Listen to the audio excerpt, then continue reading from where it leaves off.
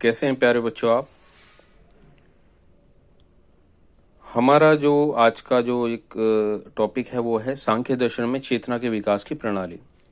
देखा गया कि सांख्य दर्शन में मुख्य रूप से 25 तत्वों का विचार करा गया है। और यहाँ पर जो अगर बात की जाए कि जो सबसे ज़्यादा जो ध्यान दिया गया है वो दिया गया है प्रकृति और पुरुष पर। प्रकृति और पुरुष को दो ऐसे लोगों की जो तुलना करी गई है वो करी गई है एक अंधे और एक लंगड़े व्यक्ति से। यानी कि एक इसमें एक कथा भी आती है कि एक बार एक जंगल में आग लग जाती है और उसमें एक अंधा व्यक्ति होता है, एक लंगड़ा व्यक्ति होता है। तो वो उस जंगल में से बाहर कैसे निकलते हैं? वो बाहर निकलते हैं कि जो अंधा व्यक्ति है वो लंगड़े व्यक्ति को अपने कंधों पर बिठा लेता है, और जिससे कि वो क्या है, जो लंगड़ा व्यक्ति है वो अंधे व्यक्ति को रास्ता बताता रहता है। और इस प्रकार से वो दोनों अपनी सूझबूझ से उस जंगल में से बाहर निकल जाते हैं जहाँ पे अग्नि लगी हुई थी। इसी प्रकार से प्रकृति और पुरुष का भी जो एक संबंध है वो ऐसा ही है। यहाँ पर अगर जो प्रकृति है वो बिना चेतन तत्व के यानी कि पुरुष तत्व के वो व्यर्थ है, और चेतन तत्व भी क्या है, चेतन तत्व को अगर कोई कार्य करना है तो बिना प्रकृति के, यानी कि अगर मैं इसमें एग्जांपल दूं, जो हमारा शरीर है वो क्या है, जड़ है। जब तक उसमें जीवात्मा है तो वो क्या है, चेतन है। अगर जीवात्मा उसमें से निकल जाती है तो वो क्या हो जाता है, जड़ हो जाता है। इसी प्रकार से अगर दोनों एक दूसरे के पूरक हैं, अगर एक चीज ना हो तो दूसरी चीज भी व्यर्थ है। तो यहाँ पे यही बताया गया है कि पुरुष तत्व को जब यह ज्ञात हो जाता है कि मैं नश्वर नहीं हूं, मैं चित्त नहीं हूं, मैं बुद्धि नहीं हूं, मैं यह शरीर भी नहीं हूं, तो इस शरीर से संबंधित पदार्थ, व्यक्ति तथा रिश्ते नाते भी मेरे कैसे हो सकते हैं, मेरा कुछ भी नहीं है तथा मैं वास्तविक अहंकार हूं।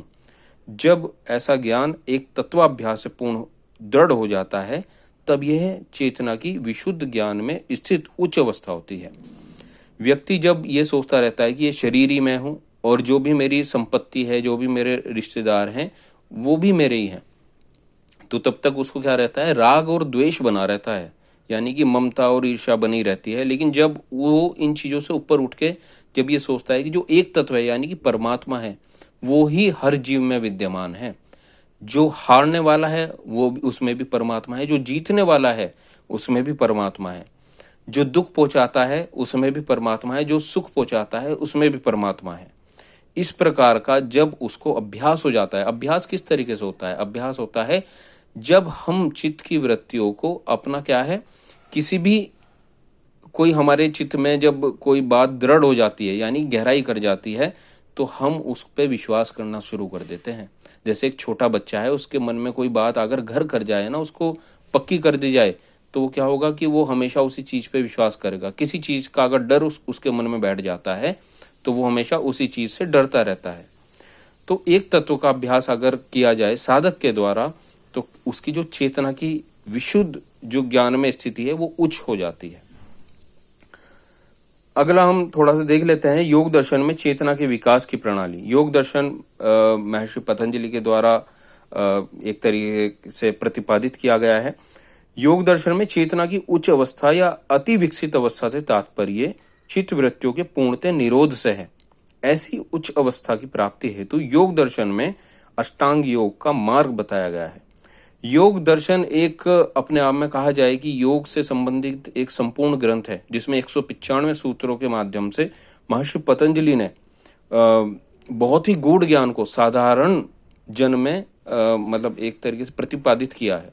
लोगों को बताया है कि अगर वो 8 अंगों का केवल पालन कर लें तो वो अपने जीवन को उत्कृष्ट बना सकते हैं, अपनी जो चेतना की अवस्था है उसको बहुत ही उच्च स्थिति में ले जा सकते हैं। तो कहने का तात्पर्य यही है कि योग दर्शन में जो 8 अंग जो बताए गए हैं जिनके बारे में हम जल्दी ही चर्चा करेंगे, तो अगर उनमें से कुछ अंग भी अपने जीवन में उतार लिए जाएं, मात्र यम और नियम ही अपने जीवन में उतार लिए जाएं शुरू के जो 2 अंग हैं, तो व्यक्ति क्या है, बहुत उच्च स्थिति में अपने आप को स्थित कर पा सकता है।